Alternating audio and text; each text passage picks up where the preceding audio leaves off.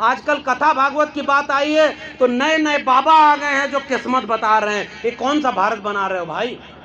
TV पर बैठ करके लोग कह रहे हैं कि ये चमत्कार है, विज्ञान है, कि ये किस्मत बता रहे, और वो बाबा अपने भाई की किस्मत नहीं बता पाया कि ये दलितों की शादी में जब जाएगा तो मुकदमा होगा इसके ऊपर। और मुकदमा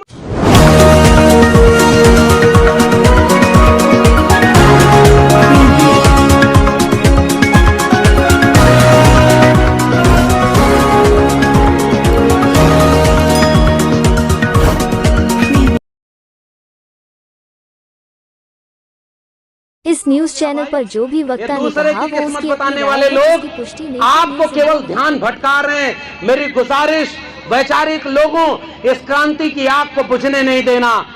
और ये वैचारिक लड़ाई सदियों पहले से चली आ रही है। तथागत बुद्ध, कबीर, रैदास, पलटू दादू, भीखा, बुल्ले शाह, बाबा फरीद और चोखा मेला नारायण गुरु बसवन्ना से होते हुए महात्मा फूले, डॉक्टर भीमराव अंबेडकर, डॉक्टर राम मनोहर लोहिया, मंडल कांशीराम की लड़ाई भारत के राष्ट्र निर्माण की लड़ाई है। इसलिए हमें सब कुछ झोंक करके उसको लड़ना पड़े तो भी इस कारवां को रुकने नहीं देना है। यही कि एहसान कर दिया कि उनको संविधान सभा में प्रारूप समिति का अध्यक्ष बनाया। अरे भाई 18 डिग्रियां 4 PhD वाला उस समय भारत में कोई दूसरा आदमी था ही नहीं जिसको संविधान सभा में प्रारूप समिति का अध्यक्ष बनाते। ये कोई एहसान नहीं, अपनी काबिलियत और हुनर से पाया गया मुकाम है।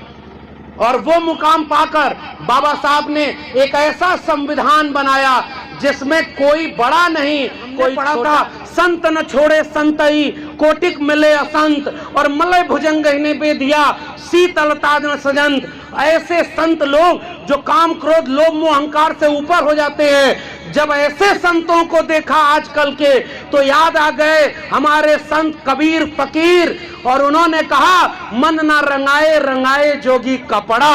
अचानक मेरी आंख खुल गई। ये मामला घपला का है भाई। माला तो कर में फिरे, जीभ फिरे मुख माय, और मनवा तो 34 फिरे, यह तो सुमिरन नाय। और इसलिए उन्होंने कहा कि मुंह को कहां ढूंढे रे बंदे, मैं तो देश में हेलीकॉप्टर से फूलों की बारिश किसके ऊपर हुई? आपको पता है हेलीकॉप्टर से फूलों की बारिश किसके ऊपर की गई? जो विश्वविद्यालय में पढ़ने जा रहे थे उनके ऊपर क्या? जो अपना रोजगार मांग रहे थे उनके ऊपर हुई क्या? ये 69,000 शिक्षक भर्ती घोटाले में जो आरक्षण मांग रहे थे उनके ऊपर हेलीकॉप्टर से फूलों की बारिश हुई क्या? ये जो लोग मंडल सिफारिशों को लागू कराने की बात कर रहे थे उनके ऊपर हेलीकॉप्टर की बारिश हुई क्या? फूलों की हेलीकॉप्टर की बारिश उनके ऊपर हुई जो कांवड़ ढोने जा रहे थे। कि इस आयोजन में शुरू में ही हमने उनको सलाह भी दी कि इसे लिखना कि ये जिंदा लोगों की संसद है। और मुझे डॉक्टर राम मनोहर लोहिया का वो कथन याद आ रहा है कि जब सड़कें खामोश हो जाएं तो संसद आवारा हो जाती है। और मैं उम्मीद करता हूं कि इस बाराबंकी और आसपास के जिलों से आए हुए आप सभी क्रांतिकारी लोग, बहुजन समाज, वंचित शोषित समाज के आप सभी लोग एक उम्मीद बनकर आए हैं हम सारे लोगों के साथ कि आपने सड़कों को खामोश नहीं रहने दिया है। और वैचारिक क्रांति का एक जो आगाज हजारों साल पहले से चला आ रहा है, कितना भी बुरा वक्त आ जाए, कितना भी केस मुकदमे का दौर आ जाए, आपकी आवाजों को दबाने के लिए सत्ता तैयार खड़ी हो। कानून मुकदमे से आगे बढ़ के बुलडोजर तक बात पहुंच जाए, फिर भी जो नहीं डरा वो असली वैचारिक व्यक्ति है, वो भारत का निर्माता है। तो मैं इस पूरे विचार को किसी SC ST OBC का विचार नहीं कहता, मैं कहता हूं कि भारत का विचार वही है जो डॉक्टर अंबेडकर, डॉक्टर राम मनोहर लोहिया, जगदेव बाबू, रामस्वरूप वर्मा, ललई का विचार है। वो भारत के संविधान और मंडल कमीशन का विचार है। भारत के बनाने वाले हमारे पुरखे थे, भारत को बचाने का काम हमें करना है। इसलिए हम सही रास्ते पर हैं।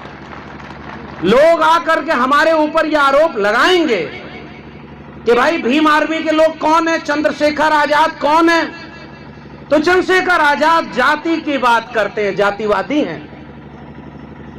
नीरज पटेल कौन है, आरएस पटेल कौन है, तो कहेंगे कि वो पटेलों की बात करते होंगे, ओबीसी की बात करते होंगे। लक्ष्मण यादव कौन है, तो कहेंगे कि ये अपनी जाति बिरादरी की बात करते होंगे।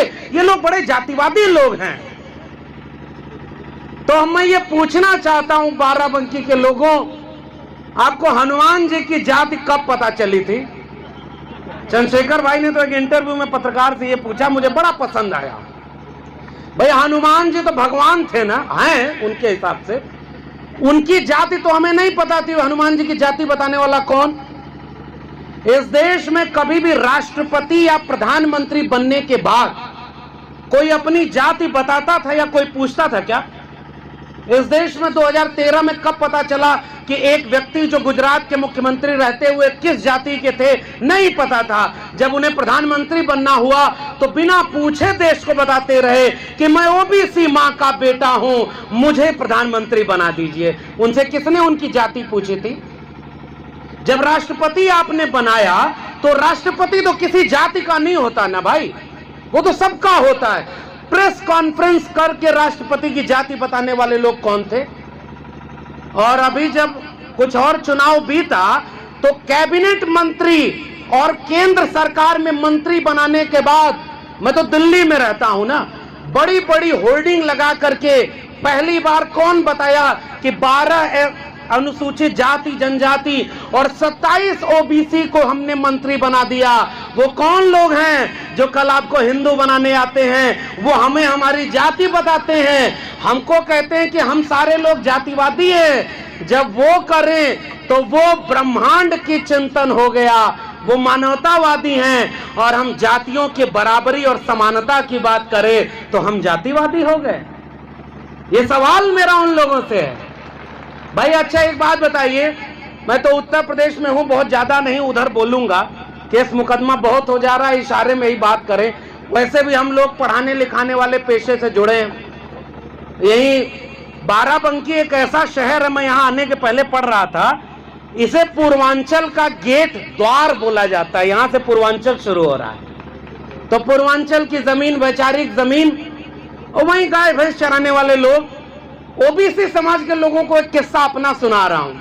थोड़ा सा वक्त है, हम लोग प्रोफेसर लोग हैं, 1 घंटा की तो क्लास लेने का है अनुभव। अब यहाँ 10-15 मिनट बोलना है क्योंकि मुझे निकलना भी है। एक किस्सा सुनिए। हमें तो पता ही नहीं था कि जाति हमारी क्या है।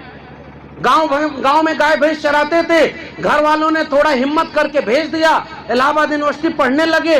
पढ़ते पढ़ते जब विश्वविद्यालय टॉप किया तो जो प्रोफेसर हमें बहुत पसंद करते थे, उनका बयान था कि जो गाय भैंस चराना लगे वो लोग अगर यूनिवर्सिटी टॉप करने लगे तो हमारे घरों के बच्चे कहां जाएंगे। तब मुझे पता चला कि मैं तो ओबीसी जाति का हूं। ये मेरे सामने मेरा प्रोफेसर ही मेरी जाति पूछता है। हमने नहीं पूछी किसी की जाति, और हमें तो उसी समय पता चल गया। उत्तर प्रदेश में कुछ लोगों को बहुत बाद में पता चला, जब उनका घर वर गंगा जल से धुलवाया गया, तब कहा कि अरे ये तो हम तो ये निकले। भैया एहसास तो सबको होगा। अभी उत्तर प्रदेश में रामचरितमानस का विवाद चल रहा है। भाई देखो, मेरी तो पीएचडी ही तुलसीदास पर है। हमने तो उसी में पीएचडी की हुई है और हमने एक एक चौपाई पढ़ी हुई है। अभी तो 2-4 चौपाई पर, अभी लेखक साहब बोल रहे थे वर्मा जी, अभी 2 चौपाई 4 चौपाई पर इतना विवाद हुआ। अरे अभी तो बाबा साहब अंबेडकर, भारत का संविधान और मंडल धीरे धीरे जमीन पे पहुंच रहा है। जिन हाथों ने सदियों तक कुदाल फावड़ा और मेहनत से श्रम करके इस दुनिया को रहने लायक बनाया, पुरखों ने जाने कितनी कुर्बानी दी। पहली पीढ़ी आई है जो हाथ में कलम और किताब पकड़ी है। अभी तो बहुत लंबा हिसाब बाकी है, अभी तो शुरुआत हुई है। हिसाब होगा कि नहीं होगा? अच्छा, हिसाब का मतलब क्या? भाई हम ये पढ़ के अगर ये सवाल पूछेंगे कि भाई जिस चीज को आप लोग देवता बना के पूज रहे हैं, अगर वहां कोई मूछ रखने पर, कोई मटका छू देने पर, कोई घोड़ी चढ़ जाने पर और कोई अपने हकूक की बात कर देने पर मारा जा रहा हो तो सवाल पूछेंगे ना। अगर किसी जाति के लिए लिखा है जेबर नादन तेल कुम्हारा सपच करात कोल कलवारा, सारी चीजें, वो सारी चीजें लिखी हुई हैं, तो पूछा जाएगा आप अपना सम्मान बढ़ाओ। पूज्य विप्रशील गुणहीना शूद्र गुण गण ज्ञान प्रवीणा। मैं तो पढ़ाता हूं, पीएचडी किया हूं, इसलिए मैं बोल सकता हूं भाई। मैं तो ये पूछ रहा हूं, आप अपनी पूजा करवाए, हमें कोई दिक्कत नहीं, आप अपनी पूजा करवाओ। हमारे लिए क्यों कह दिया कि पूज्य शूद्र न गुण गण ज्ञान प्रवीणा? कोई विद्वान हो तो भी उसकी पूजा ना हो। उसी दौर में वैचारिक क्रांति थी, अंबेडकरवादी मंडलवादी संसद में आए हुए लोगों, उसी समय संत कबीर सदगुरु रविदास ने कहा कि पूज्य चरण चंडाल के जो हो वे गुण प्रवीण। और वो वैचारिक लाइन है जिसमें हम कह रहे हैं प्रतिभा और काबिलियत का सम्मान। अब एक बात बताइए, इस देश में जातिवाद ने सबसे ज्यादा नुकसान किया है कि नहीं? उत्तर प्रदेश के लोगों को तो अच्छे से पता होगा। मंडलवादी और अंबेडकरवादी विचार का मतलब क्या है? कोई बड़ा नहीं, कोई छोटा नहीं। हम लोग बचपन में बुलडोजर को क्या देखने जाते थे? जमीन समतल करने का काम करता है। आजकल बुलडोजर लोगों का घर गिरा दे रहा है और उसमें लोग मर जा रहे हैं। मैं इससे ज्यादा नहीं कहूंगा। इसी प्रदेश में हेलीकॉप्टर से फूलों की बारिश किसके ऊपर हुई? आपको पता है? हेलीकॉप्टर से फूलों की बारिश किसके ऊपर की गई? जो विश्वविद्यालय में पढ़ने जा रहे थे उनके ऊपर क्या? जो अपना रोजगार मांग रहे थे उनके ऊपर हुई क्या? ये 69,000 शिक्षक भर्ती घोटाले में जो आरक्षण मांग रहे थे उनके ऊपर हेलीकॉप्टर से फूलों की बारिश हुई क्या? ये जो लोग मंडल सिफारिशों को लागू कराने की बात कर रहे थे उनके ऊपर हेलीकॉप्टर की बारिश हुई क्या? फूलों की हेलीकॉप्टर की बारिश उनके ऊपर हुई जो कांवड़ ढोने जा रहे थे। भाई हमें दिक्कत नहीं, तुम हेलीकॉप्टर की बारिश करो, जो मन करे वो बरसाओ, लेकिन एक बात बताओ, उस कांवड़ ढोने वालों में मैं अपने गांव की एक बात बताता हूं। आज से 15 साल पहले तकरीबन 15 लोग सरकारी नौकरी में थे, कांवड़ ढोने कोई नहीं जाता था। आज मैं अपने गांव को देखता हूं, 15-20 लोग कांवड़ ढोने जाते हैं और कोई सरकारी नौकरी वाला नहीं बच गया। एक किस्सा सुनिए, गांव में हम लोग गाय भैंस चराते थे, तो किस्सा पुराने लोग जानते होंगे कि भैंस चुराने वाले रात के अंधेरे में भैंस की चोरी करने आते थे। ध्यान से समझिएगा, समझदार को इशारा काफी। बाकी नीरज पटेल जी हैं और चंद्रशेखर भाई हैं ही, वो अपनी बात कहेंगे तो फिर कोई कसर बाकी रह नहीं जाएगी। तो मैं तो 2-4 इशारा करके जा रहा हूं।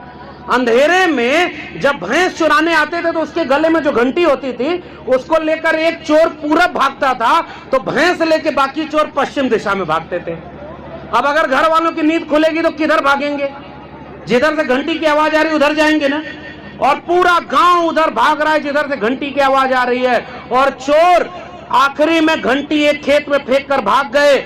और वहां गांव वाले पहुंचे तो वहां क्या मिला उनको? घंटी। और रात के अंधेरे में चोर भैंस चुरा करके लेके।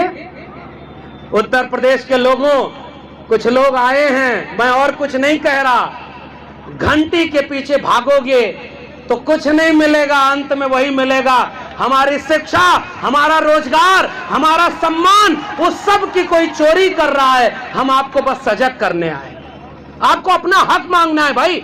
और आखिरी और एकमात्र बात कहने आया हूं, हमारी मंडलवादी संसद और अंबेडकरवादी संसद का अगर कोई सबसे महत्वपूर्ण लड़ाई का हथियार है, इस देश में मुकदमा उनके ऊपर नहीं होगा जो कहेंगे चाकू तेज करके घर में रखना होगा क्योंकि हमारा धर्म खतरे में है। पता है कि नहीं आप लोगों को? चाकू तेज करने की बात कोई करता है कि नहीं?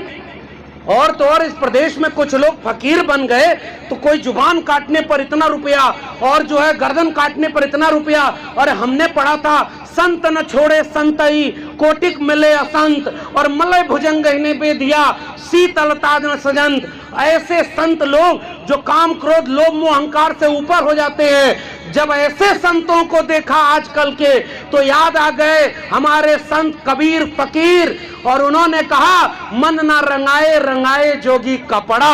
अचानक मेरी आंख खुल गई, ये मामला घपला का है भाई। माला तो कर में फिरे, जीभ फिरे मुख माय और मनवा तो 34 फिरे, यह तो सुमिरन नाय। और इसलिए उन्होंने कहा कि मुंह को कहां ढूंढे रे बंदे, मैं तो तेरे पास में। कुछ लोग आएंगे आपसे कहेंगे कि अरे तुम कहां ये बैठे हो, हालांकि यहाँ तो वैचारिक लोग हैं। वैचारिक लोग अपने गांव में जाकर देखिए, वो लोग कहते हैं आओ धर्म खतरे में है, आओ जो है मंदिर बनवाना। अब ये तो बाराबंकी में बोल रहे हैं, बगल में मंदिर बन रहा है, बहुत अच्छी बात है, बनाइए, आपको जो मन करे वो बनाइए। लेकिन हम आपसे केवल ये पूछेंगे, बाबा साहब और वैचारिक क्रांति की लड़ाई ये है कि जिस दिन मंदिर जाने वाली भीड़ स्कूल कॉलेज और विश्वविद्यालय जाने लगेगी, उस दिन इस भारत को विश्व गुरु बनने से कोई रोक नहीं पाएगा। हम तो आपका विरोध भी नहीं कर रहे भाई, हम तो आपसे कह रहे उत्तर प्रदेश में आप बता दो सबसे बड़ा विश्वविद्यालय आपने कोई बनाया क्या, कोई हॉस्पिटल बनाया क्या, कोई स्कूल कॉलेज बनाया क्या? और केवल एक इशारा करके जा रहा हूं, मेरे गांव के लोगों, आपको पता नहीं आपका क्या क्या लुट चुका है। नई शिक्षा नीति 2020 इस देश में लागू हो चुकी है। लोग कहते हैं कि एहसान कर दिया कि उनको संविधान सभा में प्रारूप समिति का अध्यक्ष बनाया। अरे भाई 18 डिग्रियां 4 पीएचडी वाला उस समय भारत में कोई दूसरा आदमी था ही नहीं जिसको संविधान सभा में प्रारूप समिति का अध्यक्ष बनाते। ये कोई एहसान नहीं, अपनी काबिलियत और हुनर से पाया गया मुकाम है। और वो मुकाम पाकर बाबा साहब ने एक ऐसा संविधान बनाया जिसमें कोई बड़ा नहीं, कोई छोटा नहीं। संत रविदास ने कहा कि ऐसा चाहूं राज में जहां मिले सबन को अन्न, छोट बड़ो सब संबस है, रविदास रहे प्रसन्न। कभी डरिएगा मत कि हमको कोई जातिवादी कहे तो हम डर जाएं। अरे सबसे बड़े जातिवादी वो लोग हैं जो 1% लोग विश्वविद्यालय में 99% प्रोफेसर बने बैठे हैं, वो एक ही जाति के लोग हैं। आपको वो जातिवाद क्यों नहीं नजर आया? मैं दिल्ली विश्वविद्यालय में पढ़ाता हूं और 92 डिग्री कॉलेज मेरे दिल्ली विश्वविद्यालय के हैं, और एक भी SC ST OBC उन विश्वविद्यालय और डिग्री कॉलेजों में वाइस चांसलर और प्रिंसिपल नहीं बना है। कौन जातिवादी है भाई? आपने सुप्रीम कोर्ट में आज तक जितने जज बनाए हैं केवल 2 SC और 1 OBC है, शेड्यूल ट्राइब का कोई जज ही नहीं है। कौन जातिवादी है? आज जगदेव बाबू को याद करते हुए मैं केवल ये गुजारिश, हमने नारे सुन लिए हैं। समाजवादी आंदोलन का नारा था, सन सोपा ने बांधी गांठ, पिछड़ा पावे 100 में 60। OBC समाज के लोगों, हमें और आपको ज्यादा जागने का वक्त है। मैं कहीं भी देश भर में जा रहा हूं, मैं एक बात देखता हूं, और चंद्रशेखर भाई बैठे इनके सामने ये कबूल करते हुए कह रहा हूं, इस देश में सबसे ज्यादा अपमान और जलालत किसी को सहनी पड़ी तो वो शेड्यूल कास्ट के लोग थे। लेकिन जब उन्हें अपना एक वैचारिक आइकॉन मिला तो उन्होंने भारत ही नहीं पूरी दुनिया को बता दिया कि डॉक्टर अंबेडकर कौन है, उनको अब तुम मिटा नहीं सकते हो। ये ताकत है उस वैचारिक आंदोलन की। मानवर कांशीराम साहब ने आजाद भारत में वापस फिर से क्रांति की लहर जगाई, और अब ये तीसरा दौर है। OBC समाज के लोगों से मेरी गुजारिश केवल इतनी है, हमें भड़काया जाएगा, तोड़ा जाएगा, हमें आपस में कहा जाएगा कि तुम्हारी जाति वाले ने इसका हक मार लिया, इसकी जाति वाले ने इसका हक मार लिया, और हर जाति को आपस में लड़ाया जाएगा। कभी देखा है आपने कि उन तमाम शोषक जातियों में कोई आपस में नहीं लड़ता है, बहुत एक तालमेल बना होता है, सब एक दूसरे की मदद करते हैं, और आपके वोटों की कीमत आपके जाति के नेताओं को आगे खड़ा करके कर दिया जा रहा है। इसलिए, और दूसरी तरफ आपको सांप्रदायिकता में झोंका जा रहा है कि रोज मंदिर मस्जिद की लड़ाई तुम लड़ते रहो, रोज जो है ये कथा भागवत करते रहो। आजकल कथा भागवत की बात आई है तो नए नए बाबा आ गए हैं जो किस्मत बता रहे हैं। ये कौन सा भारत बना रहे हो भाई? टीवी पर बैठ करके लोग कह रहे हैं कि ये चमत्कार है, विज्ञान है, कि ये किस्मत बता रहे, और वो बाबा अपने भाई की किस्मत नहीं बता पाया कि ये दलितों की शादी में जब जाएगा तो मुकदमा होगा इसके ऊपर, और मुकदमा हो गया भाई। ये दूसरे की किस्मत बताने वाले लोग आपको केवल ध्यान भटका रहे हैं। मेरी गुजारिश, वैचारिक लोगों, इस क्रांति की आग को बुझने नहीं देना। और ये वैचारिक लड़ाई सदियों पहले से चली आ रही है। तथागत बुद्ध, कबीर, रैदास, पलटू दादू, भीखा, बुल्ले शाह, बाबा फरीद और चोखा मेला नारायण गुरु बसवन्ना से होते हुए महात्मा फूले, डॉक्टर भीमराव अंबेडकर, डॉक्टर राम मनोहर लोहिया, मंडल कांशीराम की लड़ाई भारत के राष्ट्र निर्माण की लड़ाई है। इसलिए हमें सबको झोंक करके उसको लड़ना पड़े तो भी इस कारवां को रुकने नहीं देना है। यही गुजारिश है। और जाते जाते केवल एक चीज, कुछ ढपोर संखों से बच के रहिएगा। ढपोर संख का किस्सा सुना है आपने? एक आदमी गया और कहा, एक मार्केट में बाबाओं की बात हुई है, तब मैं बता रहा हूं जो चमत्कार और भविष्य बता रहे हैं, भविष्य बता रहे हैं भाई। और भारत के संविधान में अनुच्छेद 51A में कहा गया है कि आप वैज्ञानिक चेतना का विस्तार करेंगे। किताब में पढ़ा रहे हो कि सूरज का आकार इतना, उसका तापमान इतना, और हमारे यहाँ कथा में बता रहे हो कोई कोई सूरज को निगल गया। मैं चुनना चाहता हूं कि इस दोनों में से सही बात कौन सी है। और मंगल ग्रह को तो पता ही नहीं कि उसके नाम पर कितनी शादियां धरती पर टूट जा रही हैं।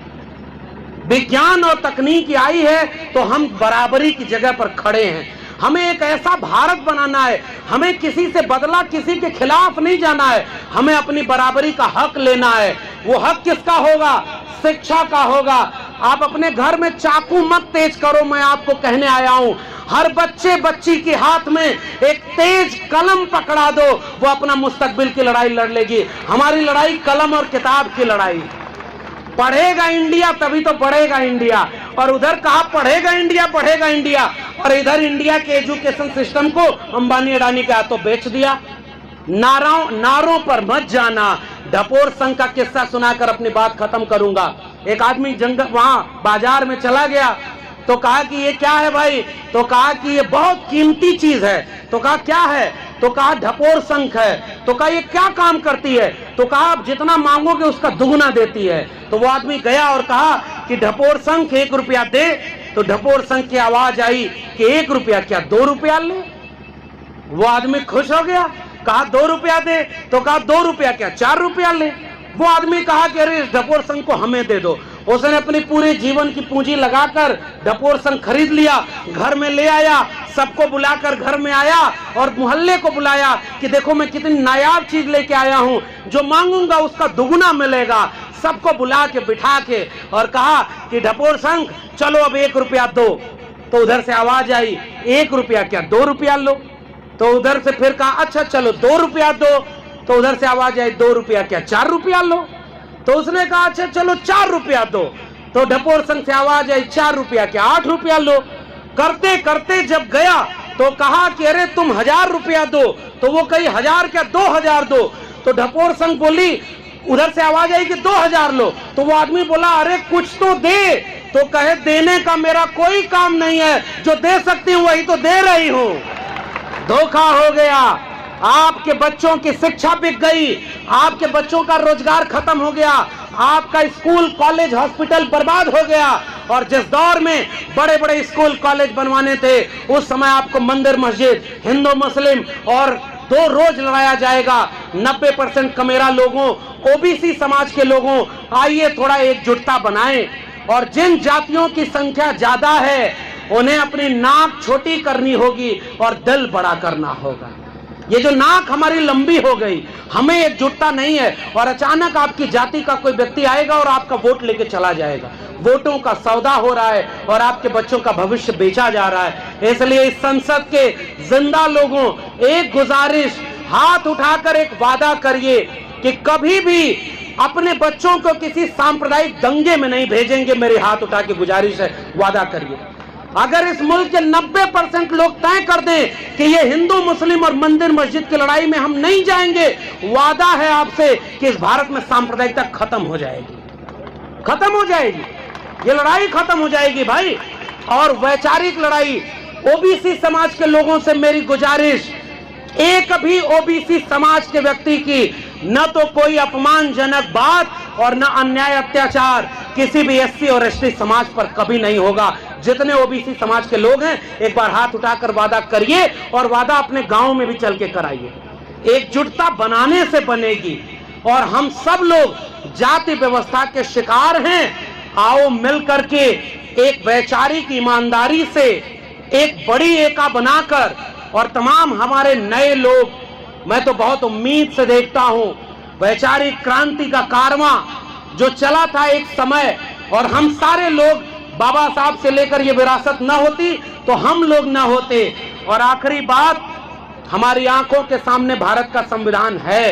पीढ़ियां पूछेंगी कि तुमको भारत के संविधान का लाभ मिला, तुमको सरकारी शिक्षा मिली, सरकारी रोजगार मिला, तुम पढ़ लिख लिए, और तुम्हारे सामने भारत का संविधान बर्बाद करके कोई आके कह रहा है कि संविधान बदलना है, हिंदू राष्ट्र बनाना है, कोई कह रहा है कि इसको ये बनाना है, संविधान खत्म करो। आप क्या कर रहे थे? मैं कम से कम आने वाले लोगों को कहूंगा कि मैं भारत के संविधान को बचाने के लिए, मोहब्बत, भाईचारा और बहनचारा बनाने के लिए, शिक्षा और रोजगार के लिए, मानव मानव में प्रेम के लिए, सबको हक और बराबरी के लिए एक दिन बाराबंकी में अंबेडकरवादी संसद और मंडलवादी संसद आयोजित हुई थी। आने वाली पीढ़ियों को आंख मिलाकर मैं कहूंगा कि मैं अपने हिस्से की लड़ाई लड़ रहा था, ताकि आने वाली पीढ़ियां हम पर नाज करें, हम पर अफसोस न करें। आपने मुझे सुना, बहुत बहुत धन्यवाद। जय भीम, जय मंडल, संविधान जिंदाबाद, उल गुलाम जिंदाबाद, इंकलाब जिंदाबाद। बहुत बहुत धन्यवाद। Press the bell icon on the YouTube app and never miss another update.